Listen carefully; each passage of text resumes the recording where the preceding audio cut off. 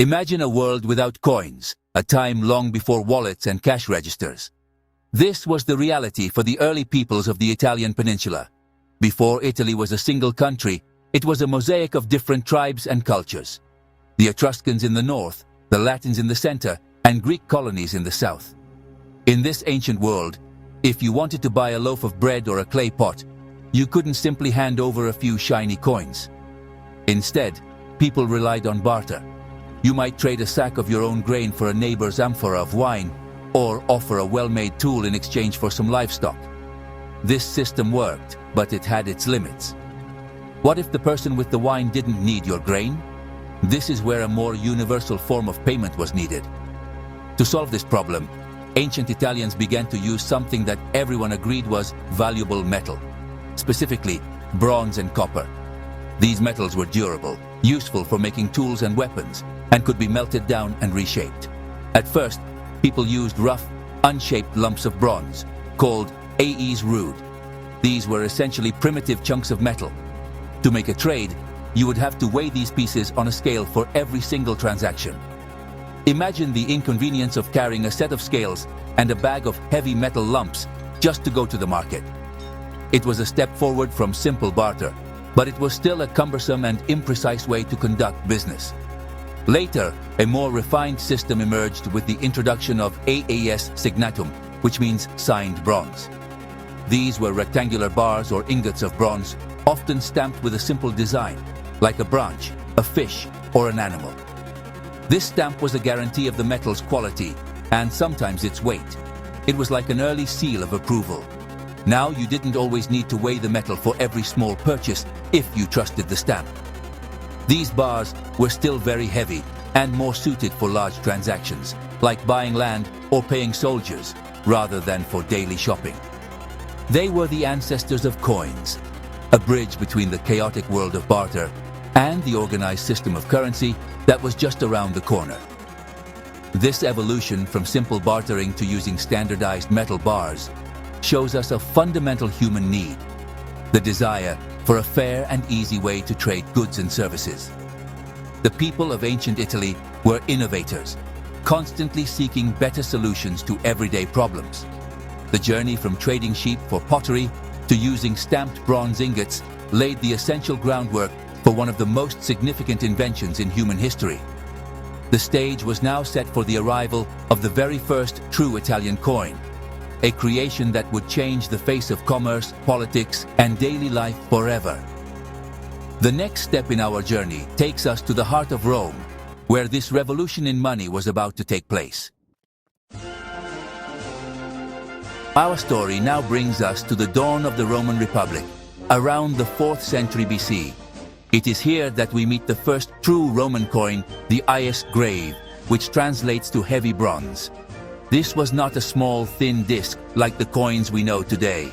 The aes grave was a massive cast bronze coin, often weighing as much as a Roman pound or libra, which was about 324 grams. Imagine holding a coin that weighs almost as much as a can of soup. These coins were incredibly thick and heavy, a testament to their value being directly tied to the weight of the metal they contained.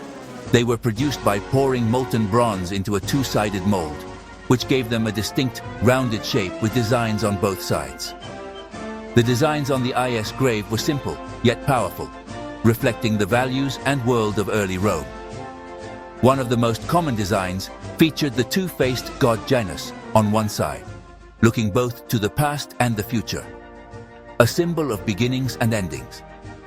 On the other side, you would often find the prow of a warship, a clear symbol of Rome's growing naval power and its ambition to control the Mediterranean. Other designs included images of animals like bulls, pigs, or eagles, and figures from Roman mythology. These images were not just decoration, they were a form of public communication, broadcasting Rome's identity and strength to everyone who held the coin in their hand. The creation of the aes grave was a monumental step for the Roman economy and state. For the first time, there was a standardized unit of currency issued and guaranteed by the Roman authorities. This brought order and reliability to the marketplace. Instead of weighing metal for every transaction, people could now count coins. A single AS, the base unit of the AS grave system, had a set value. Smaller denominations were also cast, such as the semis, the triens, and the quadrans, each marked to show its fraction of the whole. This system made everyday commerce much easier for common people, from the farmer selling his produce to the artisan selling her crafts. The importance of the IS grave went beyond just economics. It was a powerful political statement. By minting its own currency, Rome was declaring its sovereignty and its authority over the territories it controlled. The heavy bronze coins were a tangible symbol of Roman power, circulating throughout central Italy and spreading the influence of the burgeoning republic. Holding an IS grave was like holding a piece of Rome itself. This innovation marked the true beginning of Italy's long and fascinating history with coinage, a journey that would see money evolve from these heavy bronze giants to the sophisticated currency systems of a vast empire. As the Roman Republic grew in size and confidence, its monetary system had to evolve as well. The massive, cast IS grave was impressive, but it was also impractical for an expanding economy. Contact with the Greek cities in southern Italy, which had been using smaller, more finely crafted struck coins for centuries, showed the Romans a better way. Around 211 BC, during the turmoil of the Second Punic War against Carthage, Rome undertook a major currency reform. The heavy cast bronze coins were gradually replaced by smaller, thinner bronze coins that were struck rather than cast. This meant a blank metal disc was placed between two dies and then struck with a hammer, creating a much sharper and more detailed image. The new star of this system was the bronze AS. Although it kept the same name as its heavier predecessor, this new AS was much lighter and more convenient to carry. It became the workhorse coin of the Roman Republic, the small change used by ordinary people for their daily needs. Alongside the AS, a whole family of smaller bronze coins was introduced to facilitate even minor transactions. There was the semis, the quadrans, and other fractions. These coins were essential for the functioning of Roman society. They were the coins you used to buy bread at the bakery, a cup of wine at a tavern, or entry into the public baths. The designs on these Republican bronze coins continued to tell a story, but they became more diverse. While early coins still featured gods like Janus, or goddesses like Bellona, the goddess of war, something new began to appear. The families of the officials in charge of the mint, known as tresviri monetales, started to put symbols or initials related to their own lineage on the coins. It was a subtle way of advertising their family's history and prestige. For example, a coin might feature an elephant to commemorate an ancestor's victory in a battle involving elephants. This was the beginning of using coinage for personal and political propaganda, a practice that would be perfected in the Roman Empire. For the average Roman citizen, these bronze coins were their primary interaction with the state's economy. The wealthy patricians might deal in silver denarii for large purchases like land or luxury goods, but for the plebeians, the shopkeepers, the soldiers, the farmers, bronze was the metal of daily life. A soldier's pay might be calculated in silver, but he would spend bronze coins in the market stalls of a provincial town.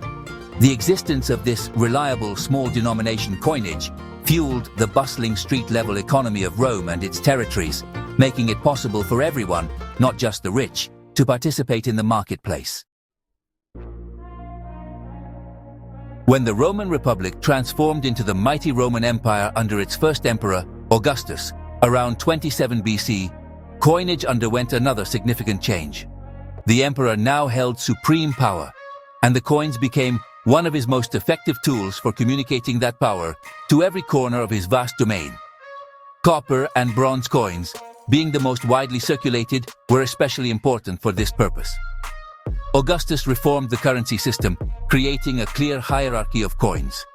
The gold aureus and silver denarius were for large transactions, while a new set of brass and copper coins served the needs of the common people. The most important of these were the brass sestertius and dupondius, and the copper AS. The biggest change was in the designs. The anonymous gods and family symbols of the Republic were replaced by a powerful and unmistakable image, the portrait of the reigning emperor. For the first time in Roman history, The face of the ruler was on the money that millions of people used every day. From Britain to Syria, from Germany to Egypt, a farmer or a merchant could look at a copper ace and see the face of the man who ruled them from Rome. It was a brilliant form of propaganda, creating a personal connection between the emperor and his subjects, no matter how distant they were from the capital. The reverse side of the coin was also used to broadcast imperial messages. These reverse designs were like miniature news bulletins or public monuments that could fit in your hand. They commemorated important events, such as military victories, the construction of a new building like the Colosseum, or the establishment of peace. An emperor might issue a coin with the goddess Annona, holding a cornucopia to show that he was providing a stable grain supply to the people. Another coin might show the figure of Libertas, or freedom, to celebrate the overthrow of a tyrant.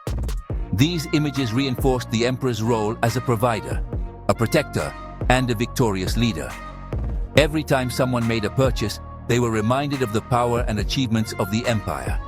As the centuries passed, the quality and metal content of these copper and bronze coins often fluctuated, especially during times of economic crisis or civil war.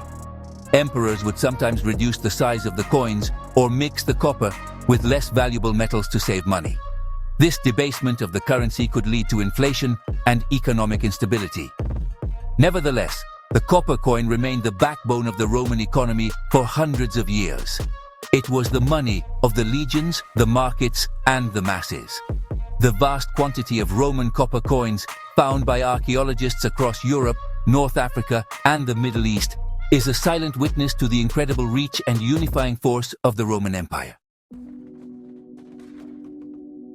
After the Western Roman Empire collapsed in the 5th century AD, the unified and sophisticated monetary system it had created just fell apart. The Italian peninsula fractured into a patchwork of competing kingdoms and territories, ruled by Germanic tribes like the Ostrogoths and the Lombards, as well as the Byzantine Empire, which held on to parts of the south. During this turbulent period, which we call the early Middle Ages, the widespread circulation of freshly minted coins, especially small denomination copper coins, dramatically declined. The once bustling trade networks of the Roman era shrank, and many communities reverted to a more localized, barter-based economy. For several centuries, new coinage was, honestly, pretty scarce. The new rulers sometimes issued their own coins, but these were often poor imitations of Roman or Byzantine designs. The quality was generally low and the supply was inconsistent. Many people simply continued to use the old, worn-out Roman copper coins that were still in circulation, hundreds of years after they were first minted. These surviving Roman coins, passed down from generation to generation, were a faint echo of a more organized past. In many rural areas, the concept of using coins for small everyday purchases almost disappeared, and people went back to trading goods directly, just as their ancestors had done before the rise of Rome. As we move into the High Middle Ages, from around the 11th century onwards, things slowly began to change. Trade started to revive, and towns and cities began to grow once more. With this resurgence of commerce came a renewed need for money. However, the focus was primarily on silver coins, which were more valuable and better for long-distance trade. The most common small denomination coin of this era was the silver denaro, or penny. Pure copper coins were rare. Instead, rulers often issued what is known as billon coinage. These were coins made from an alloy of silver mixed with a large amount of copper, making them look dark and feel less precious. These billon coins, sometimes called black money, served as the small change for the medieval population. They were used for minor daily transactions in the growing urban markets. Their designs were typically very simple, often featuring a cross, the name of the ruler, like a duke or a bishop, or the name of the minting city. They lacked the artistic flair and detailed propaganda of the Roman imperial coins. Their purpose was purely functional, to provide a low-value token for buying bread, vegetables, or a measure of ale. This period represents a long interlude in the story of pure copper coinage, a time when the metal played a supporting role to silver in the slow reawakening of Europe's economy. The Renaissance, beginning in the 14th century, was a period of extraordinary cultural, artistic, and economic rebirth in Italy. This flourishing of creativity was not limited to painting and sculpture. It also found expression in the coins minted by the powerful and independent city-states that dominated the peninsula. Prosperous centers of trade and banking like Florence, Venice, Milan, and Genoa began to produce their own distinctive currencies. While gold and silver coins, such as the Florentine florin and the Venetian ducat, were famous across Europe, there was also a renewed production of copper coins for local, everyday use. These were the coins of the people, used in the bustling piazzas and workshops. Unlike the simple coins of the Middle Ages, Renaissance copper coins were often small works of art. The rulers of these city-states, from the Medici in Florence to the Sforza in Milan, saw their coinage as a way to project their power, sophistication, and humanist values. They hired talented artists and engravers to create beautiful and intricate designs. The coins often featured realistic portraits of the ruling duke or doge, rendered with a new level of detail and personality that had not been seen since ancient Rome. These portraits were surrounded by elegant Latin inscriptions, proclaiming the ruler's titles and virtues, turning each coin into a miniature monument. The back of these coins, the reverse, was also used for symbolic imagery.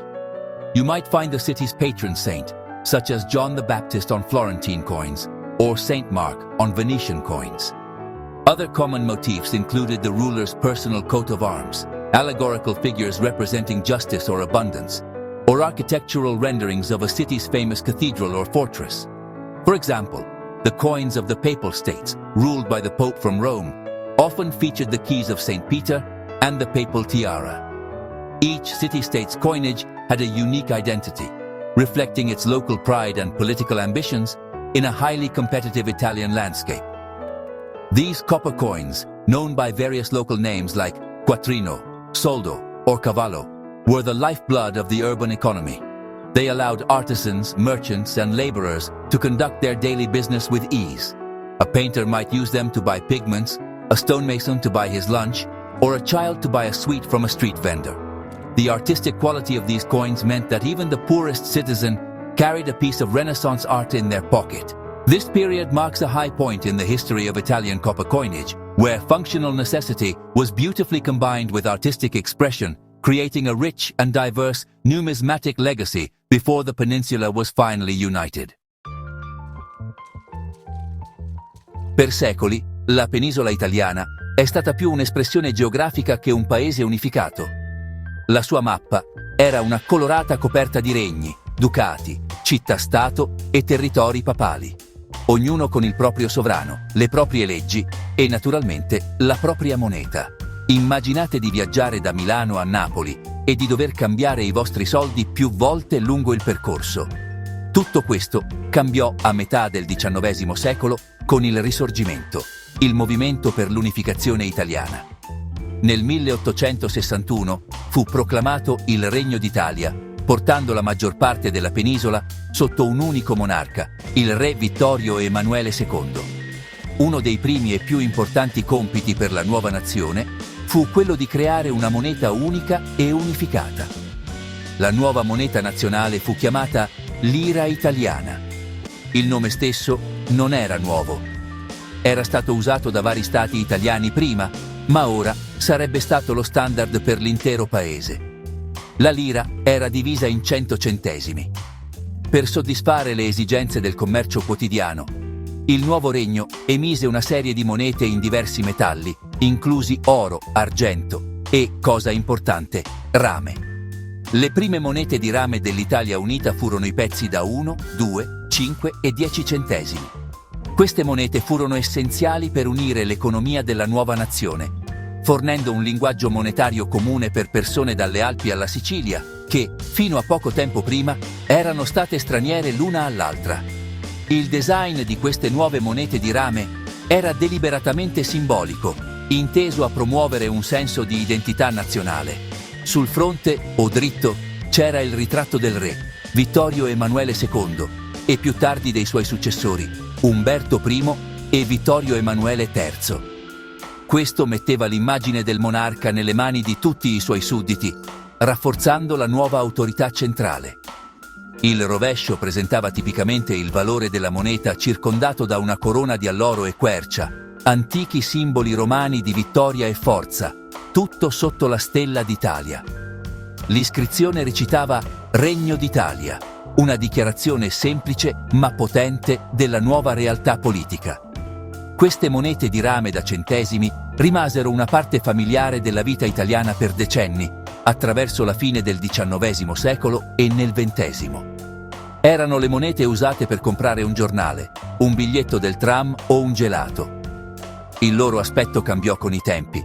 Dopo la Prima Guerra Mondiale, per esempio, l'alto costo del rame portò a nuovi design e talvolta a metalli diversi e più economici. Dopo che l'Italia divenne una repubblica nel 1946, il ritratto del re fu sostituito da nuovi simboli che rappresentavano la nazione democratica, come teste allegoriche dell'Italia, spighe di grano o delfini. La moneta di rame, sotto forma degli umili centesimi della lira, era passata con successo dal servire stati divisi all'unire una nazione moderna. The second half of the 20th century saw the Italian lira face many challenges, most notably high inflation. This economic reality had a direct impact on the country's coinage. As the value of the lira decreased, the small denomination centesimi coins, which had been the direct descendants of the first copper coins of United Italy, became practically worthless. By the 1950s and 60s, the cost of the metal and minting a 1 or 2 lire coin was more than the coin's actual purchasing power. As a result, the smallest coins used in daily transactions were the 5 and 10 lire pieces, which were made of an aluminum alloy, not copper. The era of the traditional copper coin in Italy seemed to be over. For decades, the lowest value coins in circulation were these lightweight aluminum pieces, along with slightly larger coins made of a stainless steel alloy called akmonital. Italians became accustomed to dealing with large numbers. A coffee might cost 1,000 lire, and a newspaper 1,500 lire. The small change of the past was a distant memory. Instead of coins, Italians often received candies or tokens as change for small amounts at shop counters. The clink of copper had been replaced by the rustle of high-denomination banknotes and the rattle of cheap metal alloys. The historic lineage of copper that had stretched all the way back to the Roman age had been broken by modern economics. Then, at the dawn of the 21st century, a monumental change occurred. On January 1st, 2002, Italy, along with 11 other European nations, retired its historic national currency and adopted the euro. This was a turning point in the monetary history of the entire continent. The lira, which had served Italy for 140 years, was replaced by a new system of banknotes and coins. And with the arrival of the euro, something remarkable happened. The copper coin made a surprising comeback. The new 1, 2, and 5 euro cent coins were all made of copper-plated steel, giving them the familiar reddish-brown hue of classic copper money.